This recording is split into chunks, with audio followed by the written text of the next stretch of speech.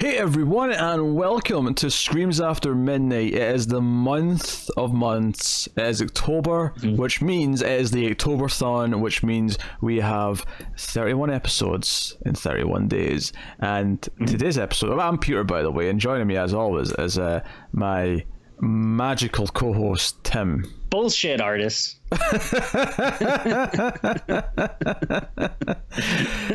Yes, that is a hint of things to come, because the movie on today's show is the Greasy Strangler from 2016. We will start spoiler free as we always do. We will give you a warning before we get into the spoilers somewhere in the middle. This is a horror comedy. Or a comedy horror, probably more comedy horror, really, if we're being honest.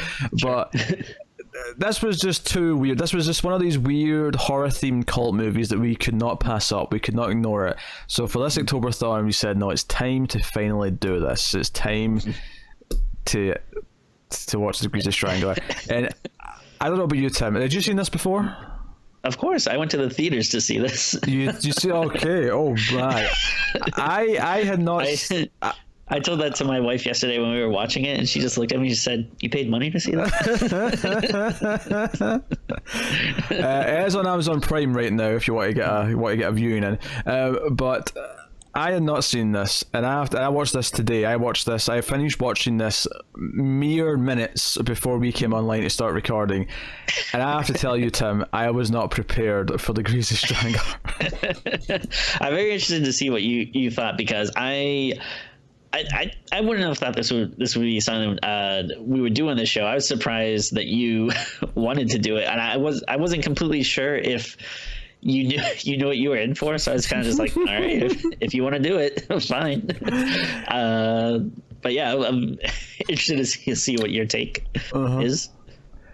Well, the premise of the Greasy Strangler is we have this father-son duo who live together, work together as disco tour guides or disco history. They go around and show like locations in the city that are relevant to disco, or at least they claimed them to be. I don't buy any of them for a second. They're very vague. They're like, oh, the Bee Gees stood here and wrote some lyrics to a song while we were standing next to this door. Sure, yeah. No one has to prove that. So that's the thing. But ultimately, it becomes this weird kind of love triangle where the son, Braden, meets a young lady that's interested in him, and his father gets very jealous and tries to steal her. And he also happens to be, of course, the Greasy Strangler, who is someone who coats himself in thick grease and goes and strangles people butt-ass naked. And there's a lot of nudity in this. I'll say this right now. There's two trigger warnings that I want to give everyone if they're considering watching this movie. One is there's a lot of weird nudity, and by weird I mean we're talking like prosthetics to like do different things with the body. And two, just be prepared. Like don't watch this before you're planning on having dinner, because you will not want to eat anything afterwards. Right. Me and my wife watched it yesterday, and we had just like gotten some food, and she's like, "Oh, do you want to watch the movie? You have to." And I was like, "Well, let's watch an episode of Buffy first before, and then once we're done eating, then we'll go into the movie." Yeah, you knew. Yeah. Oh dear. Wait, what episode of Buffy? The hit television show Buffy the Vampire Slayer. Tim's showing his wife Buffy like all good husbands should. What episode were you watching? Actually, I think we just finished the season 2 finale. Oh, yesterday. Becoming part 2. Oh my. Oh my. That's not gonna lie, that it does it gets me every time the end. Yeah, that holds up. Very sad. The drama season 2 holds up. But I'm very excited that we're on season 3 now. Probably my favorite season, I'd say. That's good to know. It's good to know. The finale for sure is. I really like that finale. Yeah. So one of the things to mention here is that it's the casting here.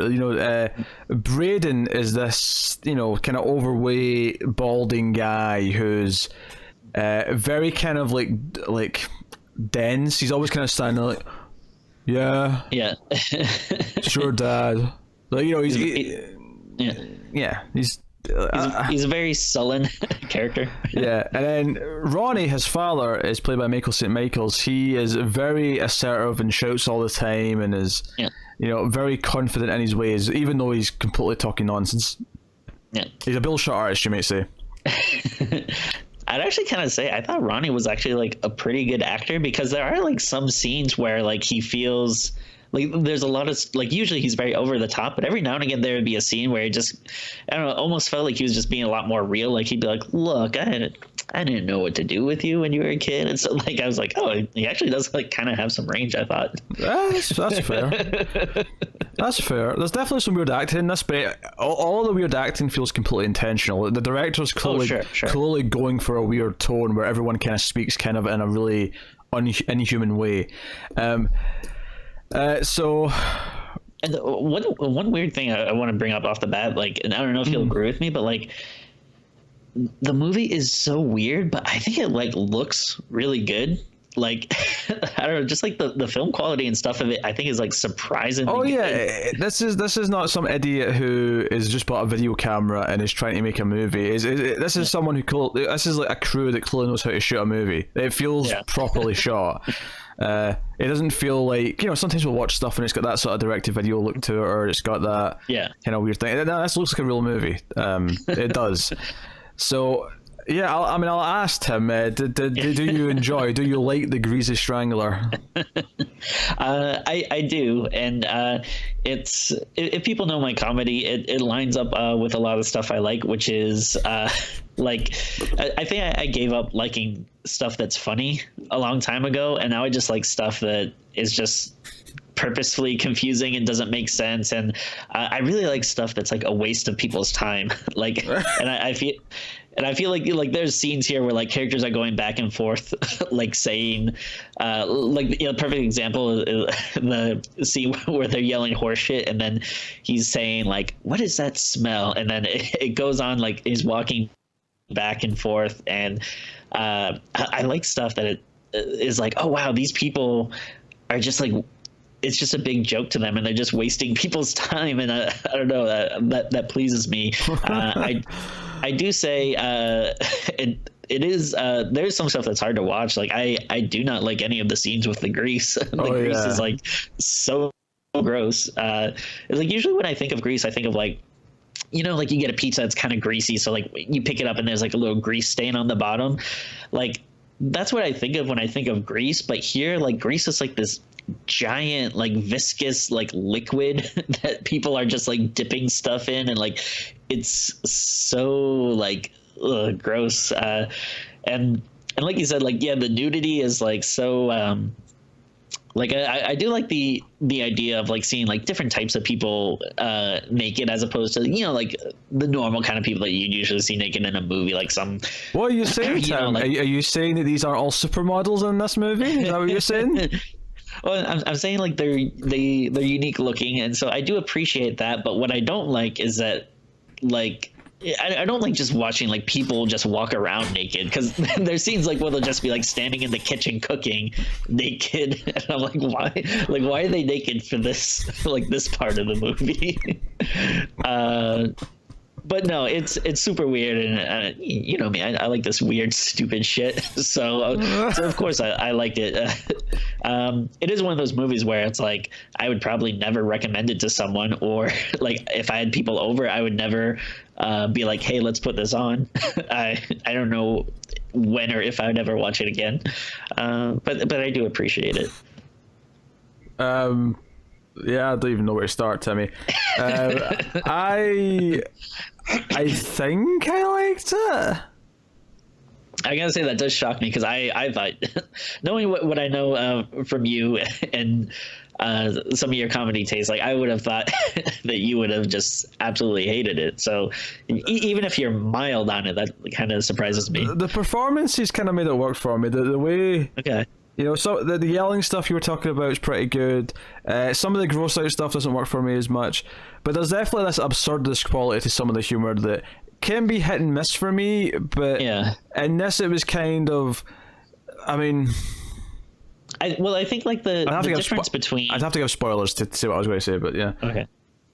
And I think the difference between this is I think absurd is a good word for it, because I know you don't like when something is like bad on purpose.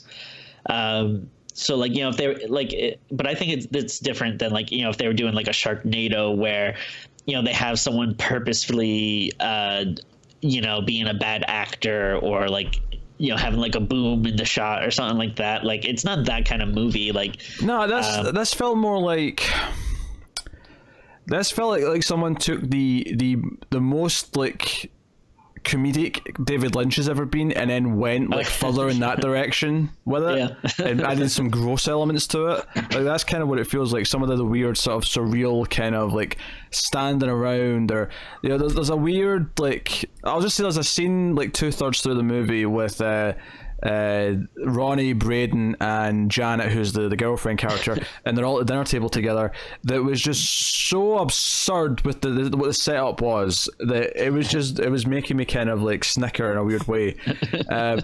So I was not prepared. I was not prepared for, because I didn't actually expect there to be like a greasy like suit essentially for the killer. I assumed it was just, no, he's just kind of a slob, he's just kind of greasy and he strangles people. No, this is like a trauma looking silly monster almost. That's like when he's coated in grease and running around strangling people.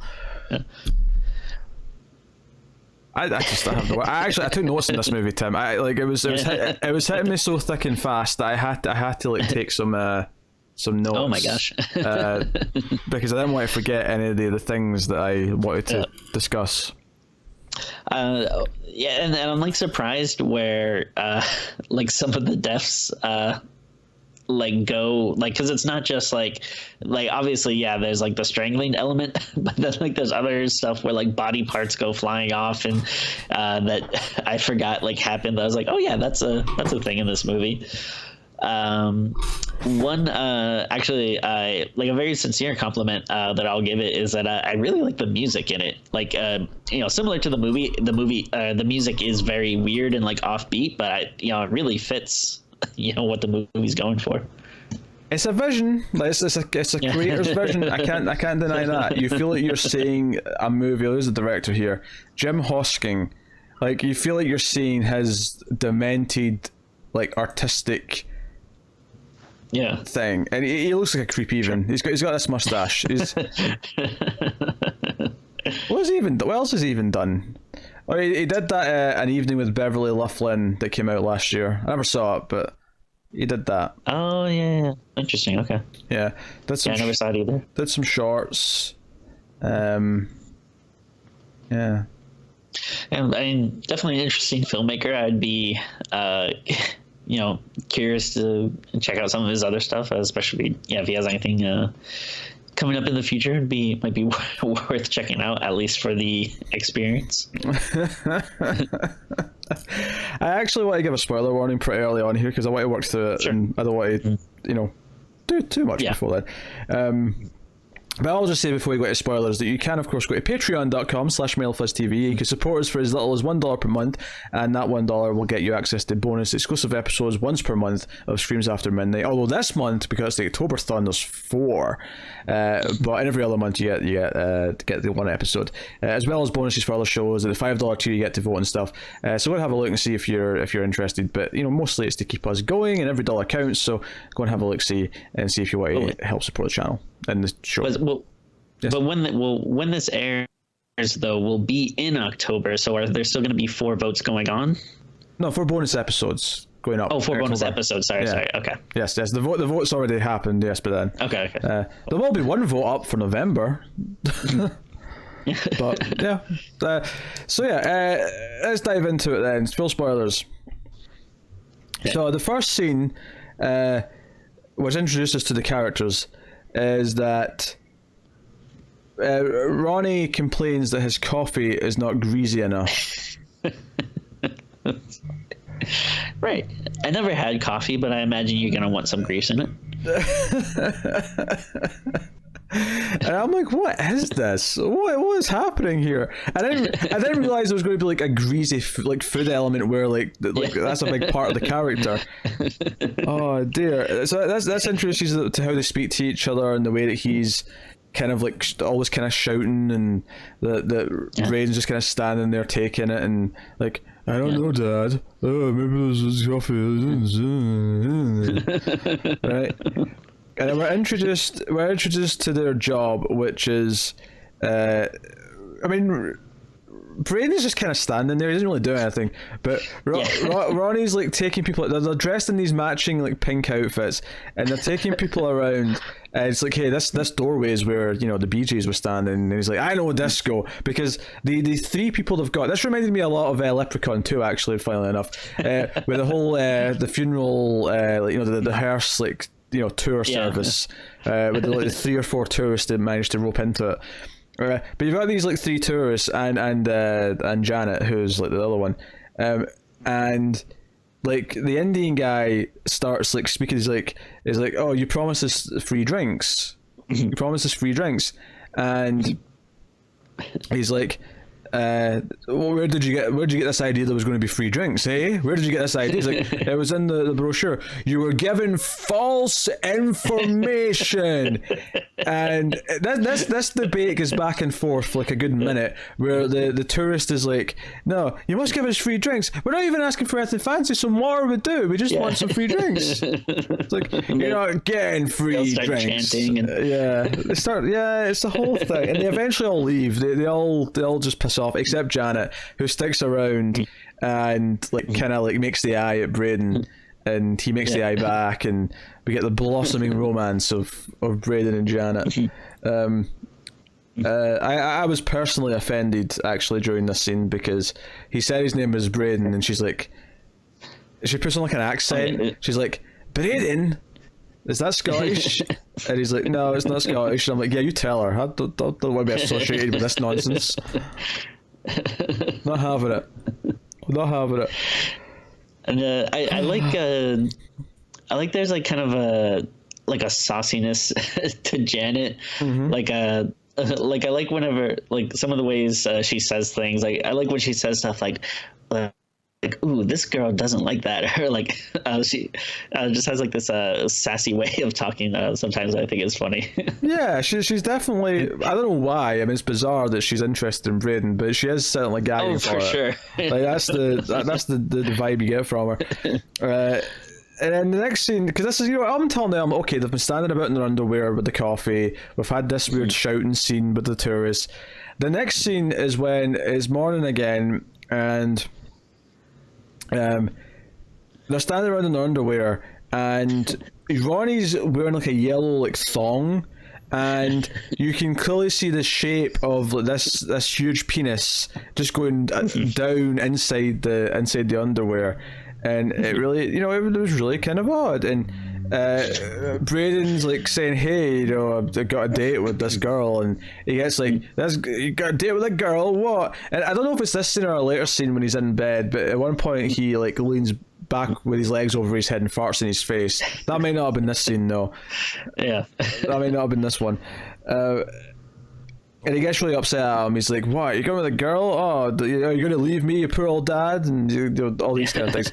And then we get to the vending machine scene, which is the 3 tourists who stormed off earlier.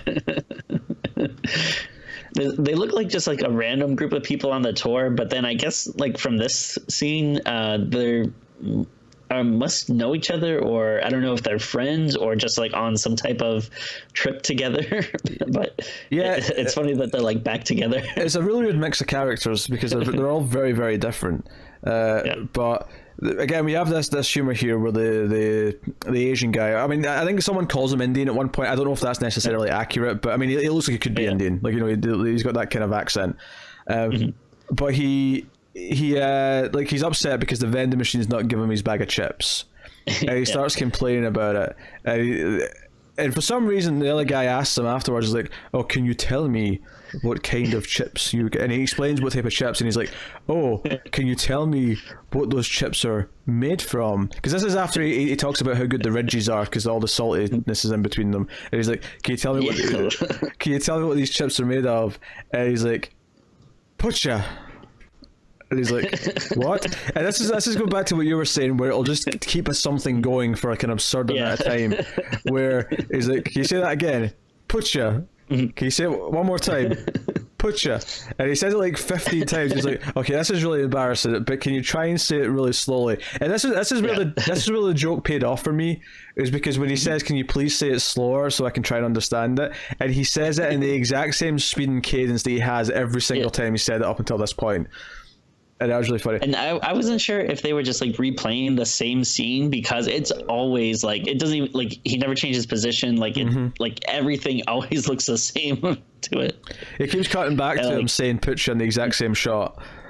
Yeah.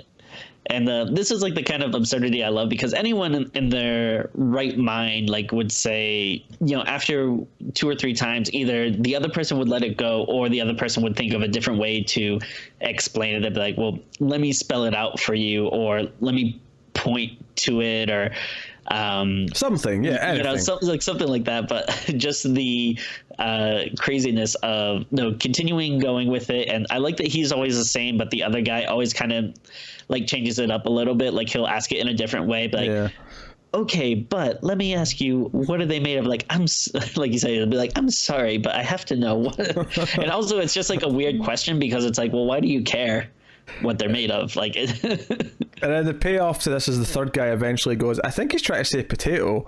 And he's like, "Yes, Pucha." He's like, "Oh, potato chips." I'm like, "Yeah, most chips are made from potatoes. Yes, this is true." But of course, this is the first murder. This is several murders actually. I mean, he kills all 3 of them. The Greasy Strangler comes right up, and it's clearly Ronnie. It's clearly him, but he's got this thick grease, like, out thing on, and he's naked though, so his dick's covered in grease as well, but it is out and flapping around. It's not a real dick, of course, because it's a prosthetic, because he's got this giant, very pointy dick. He's got this pointy thing. It's very strange looking. And then and I love like in the beginning too, like I think one of the like first scenes or something, he actually says, "I'm the Greasy Strangler" to Braden. So it's like, I like this, like not even like some of the characters treat it as a mystery, like later on, like who is the Greasy Strangler. But I love that he admits he is, like in the beginning. Actually, no. Just to correct you a little bit, he doesn't say he is. When he's asking for grease in his coffee, he says, "I bet you think I'm the Greasy Strangler." Yeah. So he doesn't actually admit it, but he immediately, it's a running joke in the movie that every so often when he's asking someone for more grease, he's like, "I bet you think I'm the Greasy Strangler because I'm asking for more grease." And it's just, I just love that it's like, it's so obvious that he is, and like he even keeps bringing it up himself, but like characters still act like it's a mystery later on, like who exactly is it? Yeah. George Fry, I just clicked on the actor Sky Elobar who plays Braden, and he looks so different normally. Oh really? Yeah, he's got like a beard, and he looks like much tougher and like normal. So credit to him for putting on a performance that made him feel so different. And it's like funny, like he has like long hair, but he's like still balding. Like it's a very weird look. And then like all the clothes they wear are always like very like unflattering. Like it'll either be like really tight long shirts, but then like really short shorts, and they always feel like very like, something that would be like from like decades ago. It's very strange. But so like after this kill, we get like he kind of has like a little bit of a hold on a second. Okay. Hold on a second. I just want to point out is that he's running towards them. The Indian guy shouts out, "It's a boogie woogie!" I just want to point out. I just need to mention that line. Right, on you go. And I do think it is. I think you're giving him credit when you say running towards him. Male jog. Yeah. A brisk walk, perhaps. So one guy, he slams their head into the vending machine, and and then and then one guy he like punches and like flattens his face, like his like face caves in from his punch, and then the last guy he just strangles, which is all great. But then I love that he has this kind of ritual where after he kills, where he goes to a car wash to clean himself off, and then say hi to the blind person that operates the car wash, which he'll give him some fake money that he seems to have made himself. Yeah, why does he bother even drawing the fake stuff on it? Why don't you just give him a bit of paper? Because he's a blind man, he can't see it. Yeah, the car wash thing's weird. And when Tim said that the guy's face was like sort of like, you know, like caved in, like there is like a practical effect. I've got this like puppet where the face is like properly like just into the head. Oh man, it looks like when you have like a you know, like when you have a squishy ball and then you like squish it, and sometimes it takes a second, you know, for it to like fill back out again. It kind of like looks like that. Yeah, the next scene is, I think this is the farting scene. It's when Braden goes in to get him, and Ronnie's like in bed, but he's got a big boner just under the covers randomly, and no one mentions it, no one talks about it or cares about it. It's there, and then that's when he farts at him, and then he makes some bacon. Braden makes some bacon for breakfast, and I'm noting this because this is the one where he pours on so much fat that when he's like, you can see him like shoveling through it when he's like flipping the bacon. There's like just a pool of fat that he's doing it through, and when he pours it onto the platform at the end, it's just like it pours off like soup with just bits of bacon in it, and he's and like, you know, Ronnie's like delighted. He's like, oh, this is what I like. This is what I like. Nice and greasy. Nice and greasy. It's nice and lubed. Oh man. Yeah, at one point when he's talking about why he needs the grease, it's because like it needs to like lubricate his throat or something. First of all, this guy should have been dead decades ago if this is how he eats. Oh yeah. Secondly, I don't know if I ever want to eat fried food again after this movie. I mean, never. I mean, yeah, bacon, sausage, like these are good foods, but never have they seemed more unappetizing. My God, this is doing to meats what Ice Cream Man did to ice cream, which we did as a bonus Patreon episode a couple of months ago. Go check it out. Oh dear. So that would be like a good list, like the worst, like movies like with like the worst unappetizing food or something. Like what has ever made you like not want to eat something? Hey, maybe we'll get enough for a top 10 eventually. Blood Diner could probably go in there as well. Oh sure. So, I think I would put I forget which one it was, but one of the Ninja Turtle movies, like the opening shots of like people eating pizza just really grossed me out. It's like not good looking pizza. And you love pizza as well. That's I do, yeah. It's an interesting one. So we see them giving another tour, and it ends with again him just telling people it's over. Like he tells them about this building. Like someone stayed on the top floor of this building and said, "Okay, that concludes the disco tour." So Janet shows up, and Janet, like they kind of make arrangements for the date that night, and they walk off together. And the important thing here is, outside of just not being impressed with the whole thing and being mad and jealous, because at one point he says to Braden, like, what am I going to do for dinner? You're leaving me on my own. He's like, you just have to go to a vendor, Dad. Get a hot dog, and then both of them start woofing at him. Like both Braden and Janet like, woof woof woof woof. Get a dog. I feel like there's like a recurring thing in this movie where like if one person like starts doing something, like another person will like jump in and start doing it too. That is a running theme. I agree with that. But the line that I noted down for this scene is that as they're walking away together, Ronnie stares at her walking away and says, I could feast on that queen's ass all night long. And then it cuts back to a shot of her walking away, but now she's butt-ass naked. It's like, you know, he's imagining her naked, so we see her like walking away naked. And like, she's also walking a dog for some reason. She's walking a dog because the whiff, because of all the barking that was happening before. I think similar to food, this movie will also probably put you off of sex. Like the way they describe stuff, especially when Ronnie's having sex and he's talking about the ropes. My God.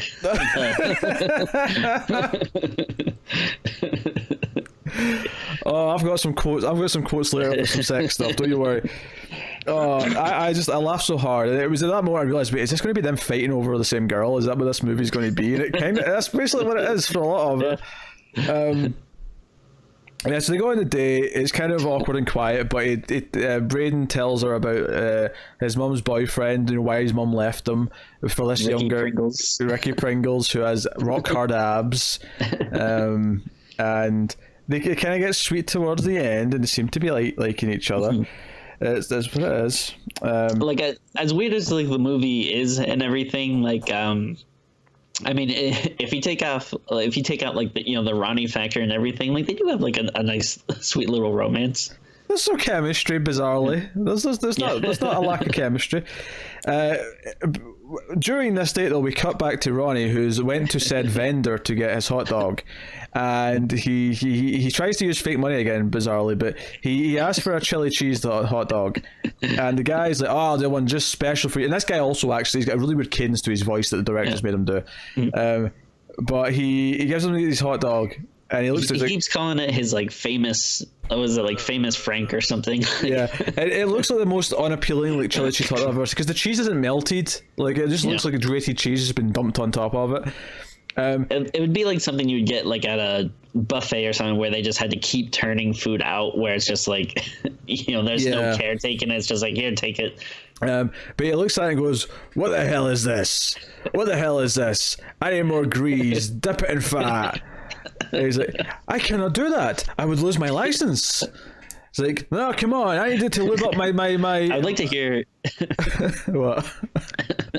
Well, if we have any listeners that like run like a hot dog cart or something, I'd be interested to know if that is a concern. Like, does putting too much grease, like, will you lose your license? Is that a thing? I don't think so. I don't think it's. I think you'd lose a customer perhaps, but I don't think you would lose a license. This movie also makes me like question like, what is grease? Like, because he just has like a little like pile or like bucket of grease on his cart that I'm like, Is that what grease is? Like, I mean, it's wrong. Well, it's lard. I mean, it's just a little like butter, right, that you put in the frying pan. Like, so all I could think of is this is the, like lard or butter that's already been kind of like fried, because it shouldn't stay liquidy. It should solid up after a while. Like, it's not like grease does not stay runny for too long. Like, it's not too long before once the heat's off, if you look at it, it'll sort of thicken up and it'll be like a scrape and a coat. And also, grease is like one of the worst things to touch. Like, it's one of the worst things to try and wash out your hands. Oh, it's super gross.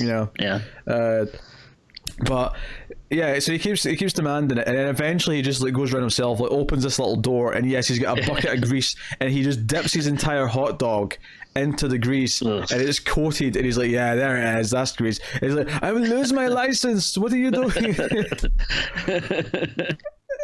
Such a bizarre scene. Not that there's any non-bizarre scenes in this movie, to be fair, because then we go back to the date, and they're back at their place now, and it's Braden's showing his room off, and he's like, I'm going to be a fantasy writer, and I'm going to like do the audio books myself, and he's got like these crude drawings that he's done of the front covers of his books that he wants to do. He's telling her about the plots and whatever, and she's all impressed, and the scene just kind of gets very quickly weird, where she just kind of casually lifts up her top and shows him her boobs, and he kind of slowly with his tongue out just sort of starts to lean in, and he's just about to start licking them, and she's like, "I didn't give you permission to do that." And he's like, "Oh, okay." And he sort of goes back. Then we get our next death scene, where the Strangler goes after the vendor, who lives in a trailer, and his toilet seat's right at the back of the trailer next to the window, and the window's open, so the Greasy Strangler just kind of sneaks up behind him and strangles him from behind. However, what's notable about this scene is that he squeezes him so hard that his eyes pop out of his head, and then the Greasy Strangler decides to fry the eyes in grease and eats them, which I had to look away, like when he was popping these in his mouth. It just felt so disgusting. Yeah, it's so weird.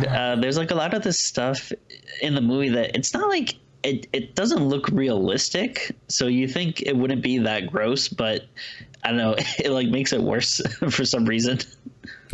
Yeah, I don't know, it has that feeling about it. And then we're introduced to a character called Oinker, who's he was in this movie, who's Braden's friend, and they're going to a horror movie or something at the theater, and Ronnie just invades himself. He's like, no, your dad's coming with you because I've got a free night. And actually, what's the line that he says? He says something like, well, you've got plans a second night in a row. That is not permitted.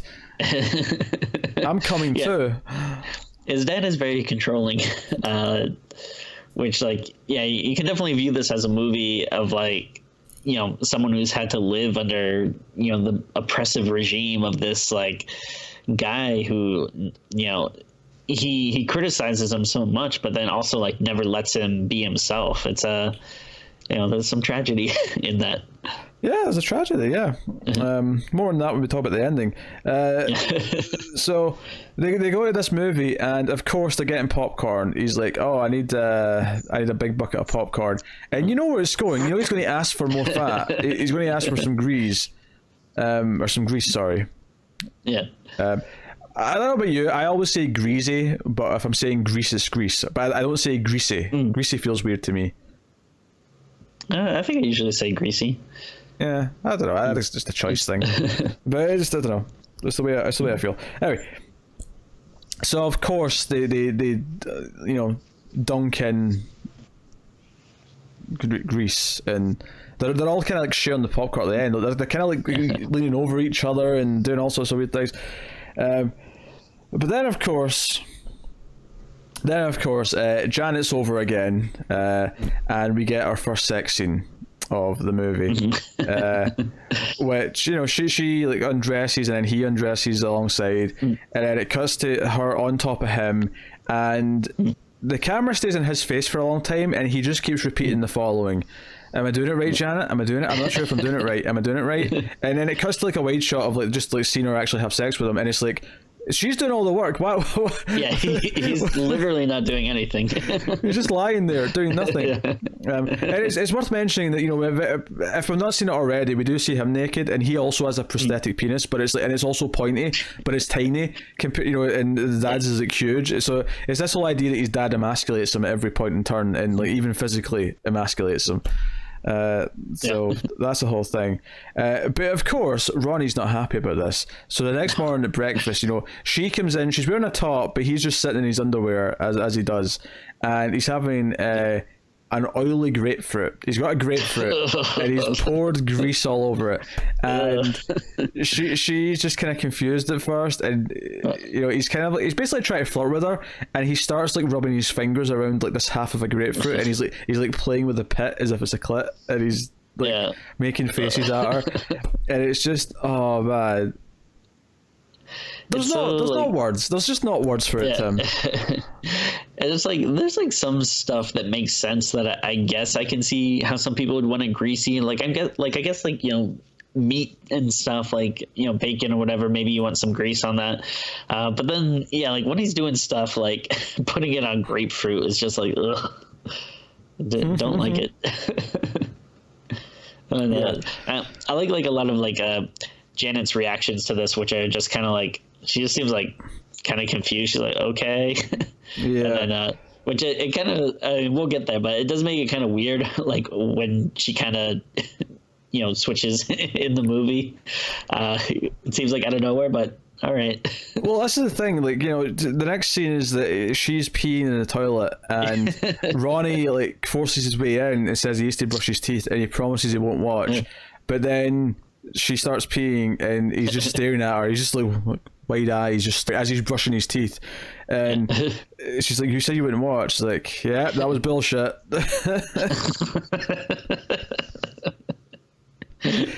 And then there's a scene. There's a little wink. Yeah, and she kind of winks back at him as well, which is, what it is. But Braden comes out. She's like sitting outside, and Braden comes out and speaks to her and says, "Oh, my dad said that he watched you pee. Are we exclusive? Because if you're watching my dad pee, I want to be exclusive. Just us." And she kind of cracks a joke but smiles at him, and it's like, okay, she's kind of saying that she is, but the camera goes up to the top window of the house, and the dad's just outside the window watching them, on top of the roof. It's a really just he's planning his move. And then, because he feels, again, it's like every time he kills someone, it's because someone's like wronged him, and because he feels like frustrated that she's not going for him, he goes and kills Oinker, because Oinker's wearing this like fake pig nose on his face, like whenever we've seen him, and when he rips it off, his nose is missing, and he actually sticks his finger in his like nose hole, and then licks his finger. Ugh, did not like that. Yeah, that was disgusting. That was really disgusting. Oh, yeah. And then the next time he's on his little disco tour, Ronnie says to Braden, "No, look, I insist, I'm your father, and I want to get to know Janet, so I'm going to take her out, just the two of us, just so I can get to know her." And Braden's naturally words like, "Oh, you're such a smoothie, Dad. You're going to be smoothie and steal her." And he's like, "No, I'm just going to get to know her." And for some absurd reason, she agrees to this. Yeah, it's weird that everyone just goes along with this. Like, it's such a crazy demand, but at the same time, like, no one's ever really like, no, we're not doing that. It's just like a natural, like, okay, well, I don't like it, but this is gonna happen. Yeah, that's like, even especially like Janet, like, you don't have to do this, Yeah, the whole thing is just so absurd. But then we see his outfit though that he's wearing to this disco that he's taking her to. And then I think like choosing like disco is kind of like the perfect thing, because it is such a like weird thing that I feel like no one really talks about that much anymore. But there's so much like talk of disco, and like when he goes to the car wash, and like the blind guy and like every time is like, "Hey, when are you gonna take me disco dancing?" And like he kind of has this like reputation as he was like a legend like in disco. Like I never really understood exactly what he does, but he has all these stories with like Michael Jackson is not really a disco guy, I guess, but like him and like John Travolta is very funny. Yeah, it's really silly. I do like he talks about Michael Jackson. That's the big thing. So on the fact that he's got a see-through crotch on his outfit, yeah, where you can see his stupid penis. When he takes her outside afterwards, he tells her this story about Michael Jackson. Oh, we find out later it wasn't really Michael Jackson. It was Michael Jackson's like Michael Jackson like lookalike, who was like a criminal and stuff. But he's talking about how he got into a fight in the disco club, and they ended up, him and Michael had to punch some people, and then these Korean twins came up to them and were enamored with them, so they took them back into the office room, and I think the phrase he used was pumped away at them, and then he ends it by saying, where are we here, where's my exact line, and then we sprayed our hot milky cum all over them. yeah Hot milky cum is the phrase that he uses. And he tries to kiss her, but Janet kind of like comes back and says, "No, I can't do that. I'm falling in love with your son. I can't do that." And he's like, that's bed shitter, right? And then the scene after this though, he's walking down the street in his stupid outfit, and like, for some reason there's a spotlight, and he starts dancing down the street in a spotlight until it disappears. Yeah. But it reveals that Janet's watching him dance. It's like, oh, she is kind of tempted. Like she's kind of into him. Which actually, we never even mentioned it when he was doing that whole thing where he was brushing his teeth. He was naked, like his dick was out during that. Oh scene. yeah. Like that's how often his dick's out in this movie. Is that I never like remember to talk about it. It's I mean, at a certain point, it's like more surprising if they are wearing clothes. yes, that is very true. So Braden isn't happy about all this. He wants revenge because he finds out Onki's killed, and he wants revenge. He wants to hunt down the criminal on his own. They go to the crime scene, him and Janet, and they find grease on the floor, which is his clue, is his evidence, and it all sets all this stuff up. But he basically comes to the conclusion that he thinks it's his dad because he puts some of the grease that he found at the crime scene on his toast. Yeah. So much of this is disgusting. Like, see when he's just spreading grease with a knife as if it's butter. Like, oh. Yeah. And then, like, add to the fact that it's not even like this was like fresh grease out of a can. Like, this would have been grease that he was wearing that he dropped on the floor. Oh my god. Oh, it's vile. It's vile, Tim. But And also, what I love about this too is like, so I guess like the Oinker's landlord or whatever called them, and like the dead body is just still there. Like, did the police know about this yet? Like, normally if you find like a dead body, you don't just leave them in the place they died. Usually there's medical people that come and take it away, but no. yeah, so basically he concludes that he thinks that his dad is the Greasy Strangler, right? He thinks that, and he calls Janet and says, look, I don't want you to come over because I think it's too dangerous and I don't want anything bad to happen to you. And then says, so let's just have phone sex really quick. Right? And actually, I think I wrote down. Did I write down? Yes. I want to rub your clit with a pink feather. Was the sentence that he uttered, and he seemingly can't get up. He's just kind of sitting there, kind of like trying to talk his little man into springing to life, and it's not happening. But really, I mean, really funny. I think we've even glossed over the other sex scene because there's another random sex scene at one point with them where he's bent over and she's like shoving something in his ass. No, actually, sorry, it's the other way around. He's shoving something in her ass, who knows what, and she says, I feel really sexy, but wouldn't it be funny if I farted right now? Yeah. Oh yeah. That was the scene that happened. Although worth mentioning, during the first sex scene she also licks her finger and sticks up his bum towards the end of the scene. I'm pointing all these details. I think they're important. They're very important. I think when she does that makes him come at that point. Yes. Climax. You didn't have to say come, Tim. You've said it in a really disgusting way. I don't like it. Yes. Oh dear.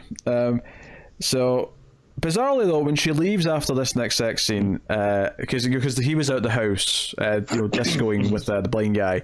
When she leaves, he's standing outside in the same suit with the see-through section, and he makes some small talk, about what he was doing. He's like, we're doing this, we're doing that, and she says to him, "Did you spray anyone with your hot milky cum?" Like she actually says that to him, and he's like, "How about we go inside and I'll tell you all about it?" And this is the shift in the movie. So it's worth mentioning at this point in the movie, and this is I know it's a weird movie, but the one weird element to me is that she actually decides to start having a relationship with his father when she already has been told that he might be the killer.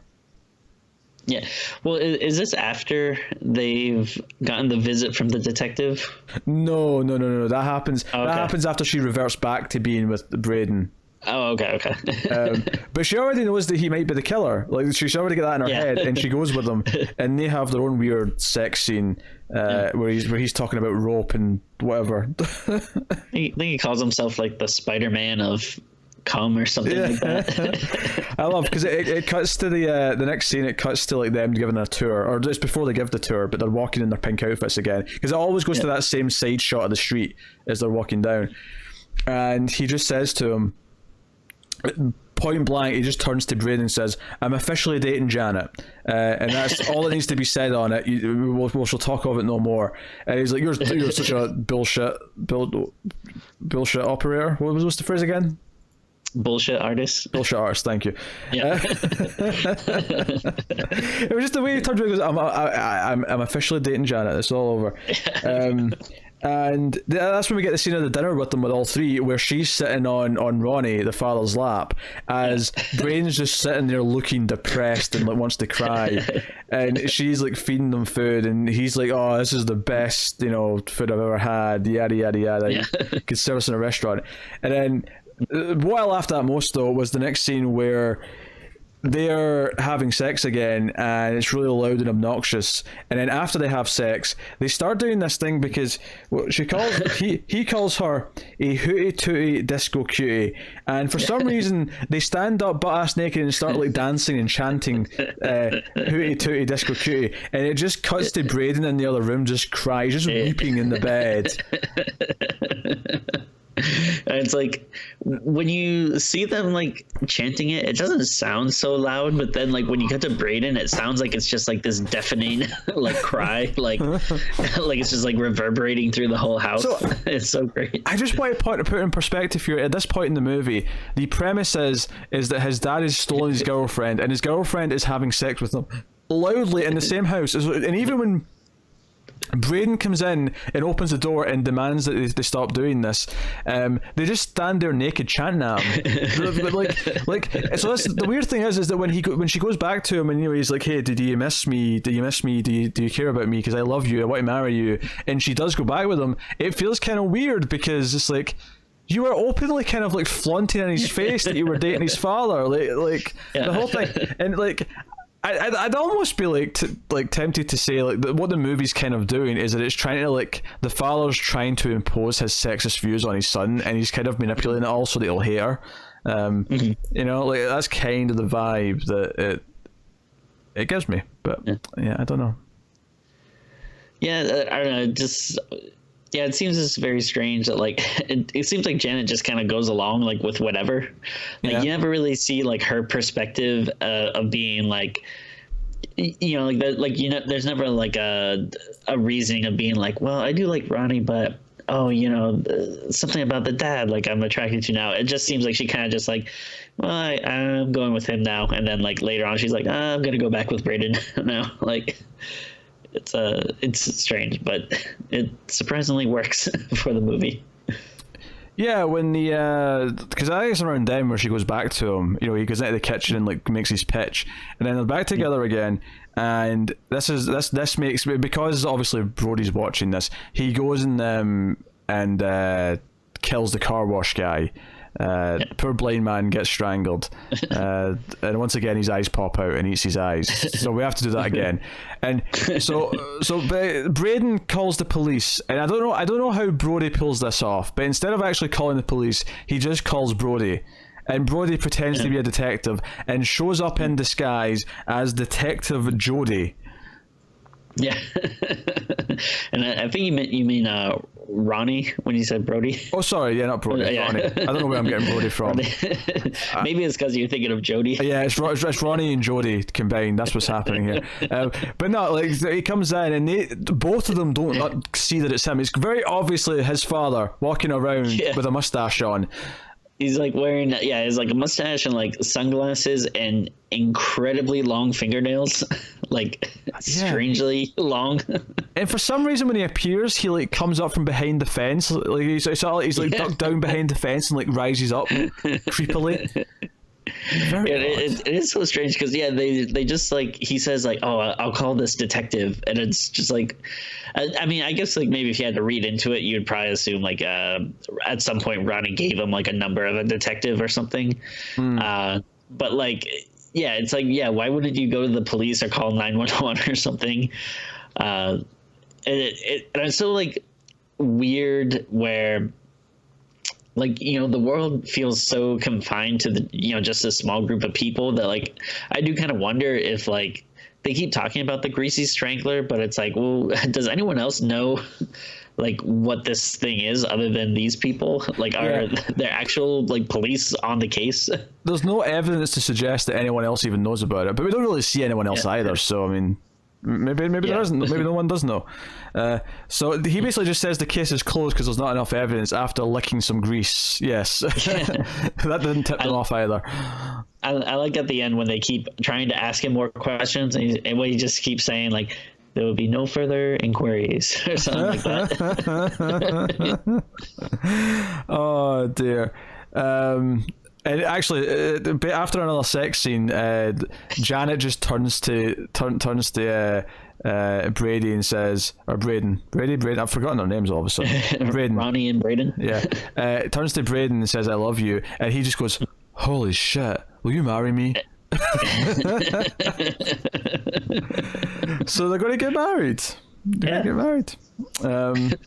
But yeah.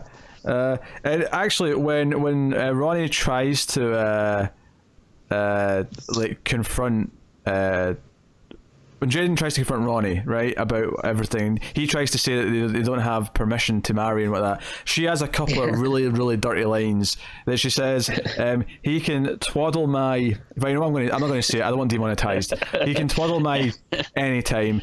And then he says...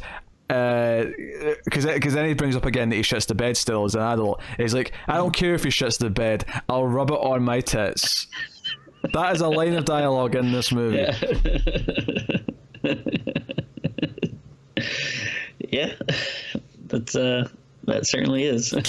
I feel like all I'm doing in this review is just bringing up what happens in it and going, how insane is this? But that's ultimately all I've got to say.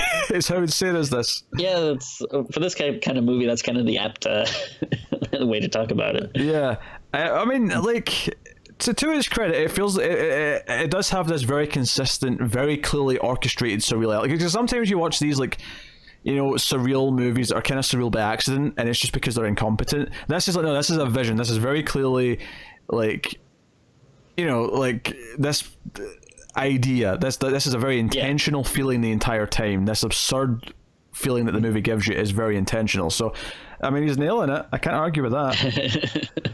I can't argue with that. And then here's the weird thing though, is that he actually, Ronnie goes to try and kills Janet, and when Braden realizes this, he says, well, I can be a Greasy Strangler too, and he dips himself in his dad's got a big huge vat of grease that he uses to coat himself in, and he runs out the house naked, covered in grease, although you can clearly see that they actually do have kind of like a suit for the grease to go onto.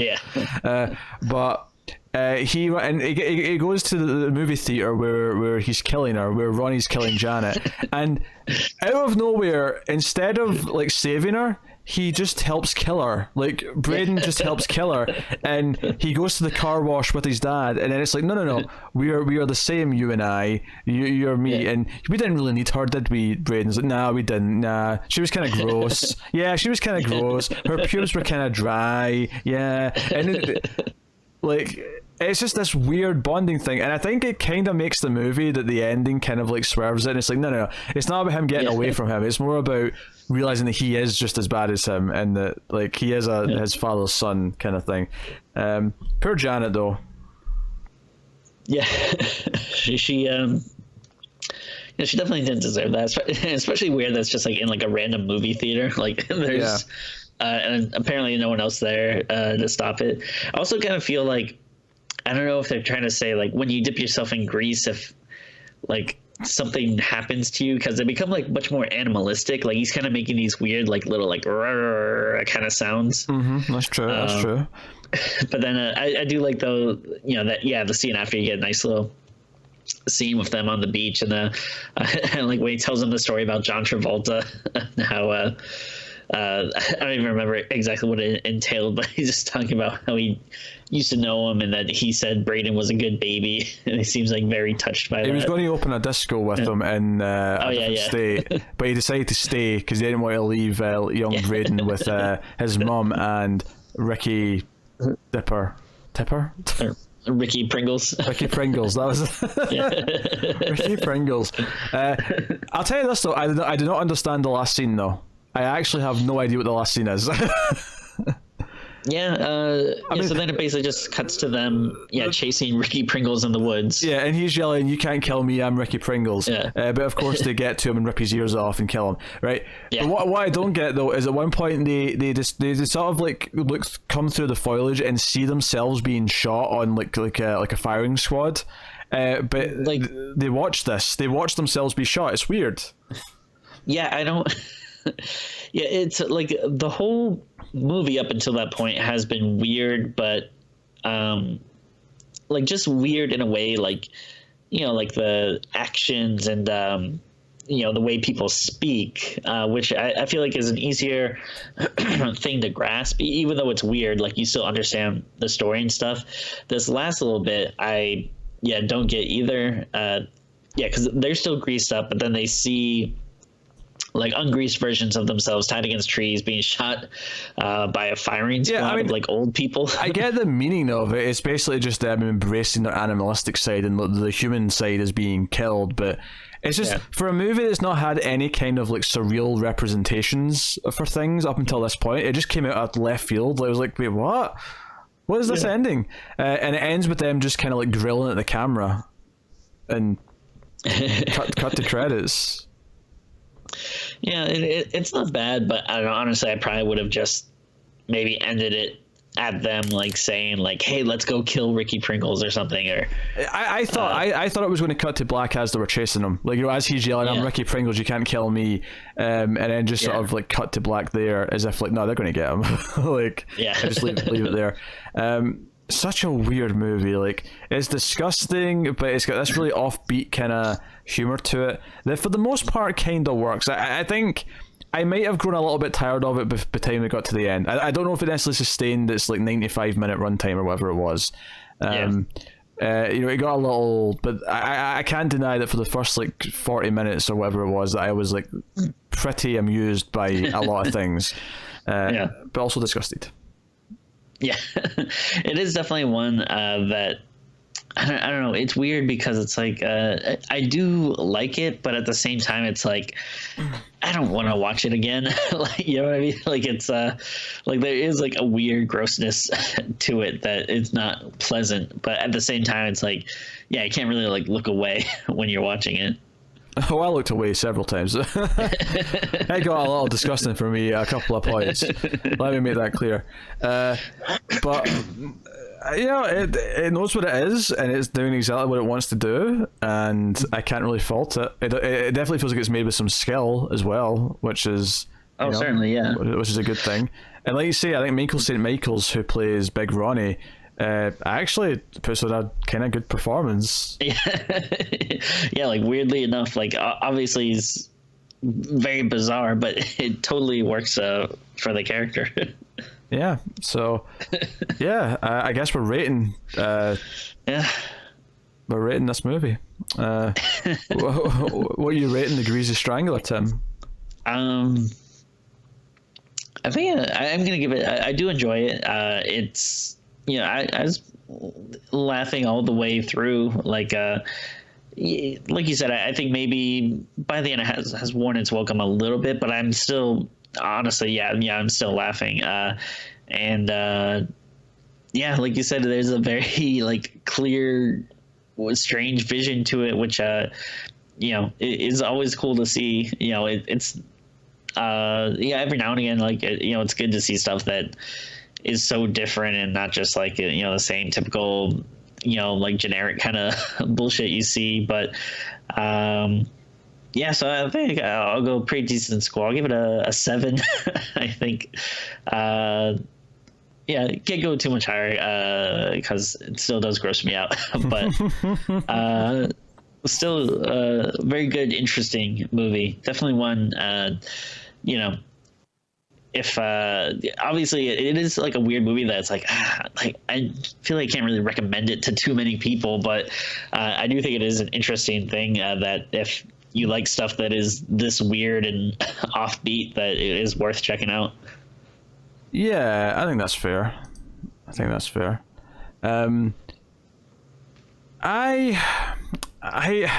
This is a hard one to rate. I think I can like I can go super high because I think it is very you know, I think it's this weird cult movie that's going to have a following, and it's definitely memorable. Sure. and it's definitely